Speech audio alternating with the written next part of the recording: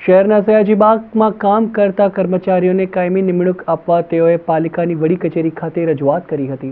સયાજીબાગના માળી મજૂરો, animal keeper વગેરે કર્મચારીઓને કાયમી કર્મચારીઓની ખાલી જગ્યા પર કાયમી નિમણૂક આપવા પાલિકામાં લેખિત રજૂઆત કરી હતી।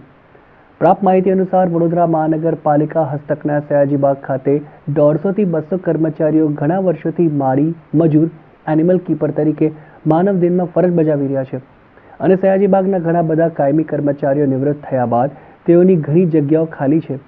ત્યારે આ ખાલી જગ્યામાં તેમની કાયમી નિમણૂક કરવા વારંવાર રજૂઆત કરવામાં આવી હતી, છતાં પણ આજ દિન સુધી ન્યાય નથી મળ્યો, જેથી ફરી એકવાર આજે રજૂઆત કરવામાં આવી હતી। આ રજૂઆતને જો હવે ધ્યાનમાં નહીં લેવામાં આવે તો આગામી 10 દિવસમાં તે સૌ સયાજીબાગના તમામ કર્મચારીઓ ગાંધીજીના માર્ગે આંદોલન કરશે તેવી ચીમકી પણ ઉચ્ચારી હતી। 15 વર્ષ થઈ ગયા છે, કોકના 10 વર્ષ થયા છે। એવા તમામ કર્મચારીઓને બધા અલગ અલગ હોદ્દા પર કામ કરી રહ્યા છે। કોઈક મજૂરનું કામ કરી રહ્યું છે, કોઈક માળીનું કામ કરે અને કોઈક એનિમલ્સ કીપરનું કામ કરે છે। એ બધા કામ અમે કરી રહ્યા છે અને આજે અમારા ઘણા સમયથી અમે અવારનવાર રજૂઆત કરી, પણ એનો કોઈ અમને નિકાલ નહીં થયો અમારે, એટલે ના છૂટકે આજે અમારે આવેદનપત્ર લઈને આવવું પડે અને આવેદનપત્ર અમે મેયરશ્રી, ડેપ્યુટી મેયરશ્રી, ડેપ્યુટી કમિશનર, કમિશનર સાહેબશ્રી અને વિરોધ પક્ષના નેતા અને આપણા ચેરમેન સાહેબને અમે આ રજૂઆત કરવા માટે આવ્યા છે।